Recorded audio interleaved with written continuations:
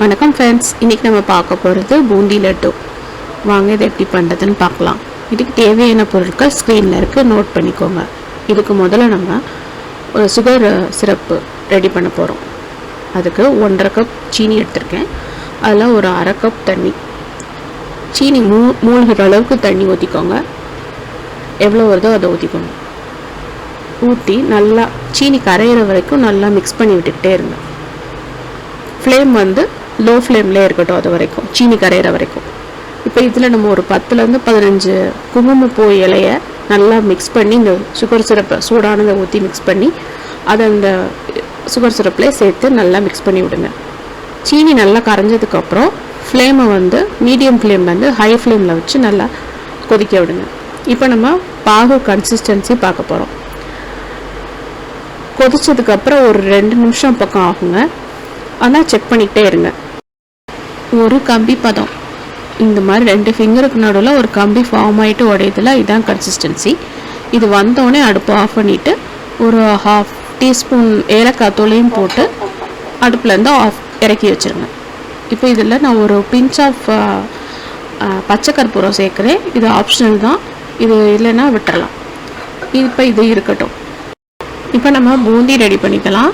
அதுக்கு நான் 1.5 கப் கடலை மாவு எடுத்திருக்கேன். எந்த அளவு நம்ம சுகர் எடுத்தோமோ சீனி எடுத்தோமோ அதே அளவு கடலை மாவை எடுத்துக்கணும். கடலை மாவு கூட இப்போ தேவையான அளவு தண்ணி ஊற்றி ஒரு பிஞ்ச் ஆஃப் சால்ட் அதையும் சேர்த்து நல்லா தோசை மாவு பதத்துக்கு நல்லா கட்டிகள் இல்லாமல் நல்லா ஸ்மூத்தாக கரைச்சி வச்சுக்குவோம். இப்போ கரைச்ச கடலை மாவை நம்ம இப்போ ஒரு அரிகரண்டியில் சூடான எண்ணெயில் இந்த மாதிரி ஊற்றி இப்படி டேப் பண்ணும்போது நல்லா பால்ஸாக நமக்கு விழுகும். விழுந்த அந்த பூந்திகளை நல்லா பொரித்து எடுத்துருங்க. இது ரொம்ப கிறிஸ்பியாக பொரியணும் தேவையில்லை. நமக்கு காரா பூந்தி மாதிரி ஓரளவு வெந்தால் போதும். இப்போ வெந்த அந்த பூந்திகளை நம்ம இப்போ சுகர் சிரப்பில் அப்படியே சூடாக ஆட் பண்ணணும். இப்படியே ஒவ்வொரு பேட்சாக மொத்தமாகவே எல்லாத்தையும் போட்டு இந்த மாதிரி சுகர் சிரப்பில் ஆட் பண்ணி வச்சுக்கோங்க. பூந்திகளை பொரிச்சு சேர்த்து ஒவ்வொரு வாட்டியும் நல்லா மிக்ஸ் பண்ணி விட்டுக்கோங்க. அப்போ தான் எல்லா பூந்திகள்லேயும் சுகர் சிரப் நல்லா கோட்டாக இருக்கும். இப்போ எல்லாத்தையும் பொரித்து நல்லா மிக்ஸ் பண்ணி விட்டாச்சு. இப்போ இதில் நம்ம ஒரு 2 ஸ்பூன் நெய் விட்டு அதில் முந்திரி கிஸ்மிஸ் இது 2ஐயும் வறுத்து சேர்த்துக்க போகிறோம். இப்போ இந்த பூந்தியிலேருந்து ஒரு 2 கரண்டி அளவு எடுத்து ஒரு மிக்சி ஜாரில் சேர்த்து ஒரு பல்ஸ் விட்டு நம்ம இந்த பூந்தியில் சேர்த்து லட்டு பிடிக்க போகிறோம். இது எதுக்குன்னா நமக்கு ஒரு நல்ல ஷேப் கிடைக்கிறதுக்காக இந்த மாதிரி அடித்து சேர்க்குறோம். கையில் கொஞ்சம் நெய்யை அப்ளை பண்ணிவிட்டு நம்ம லட்டுகளை பிடிக்க ஆரம்பிப்போம்.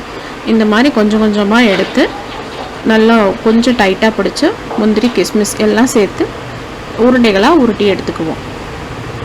இப்போ சுவையான பூந்தி லட்டு ரெடி ஆயிடுச்சு. இதை தீபாவளிக்கு செஞ்சு பாருங்கள். எப்படி வந்துச்சுன்னு கமெண்ட் பண்ணுங்கள். மறக்காமல் சப்ஸ்கிரைப் பண்ணுங்கள். வேறு ஒரு ரெசிபியோடு உங்களை பார்க்குறேன். அது வரைக்கும் பை ஃப்ரெண்ட்ஸ்.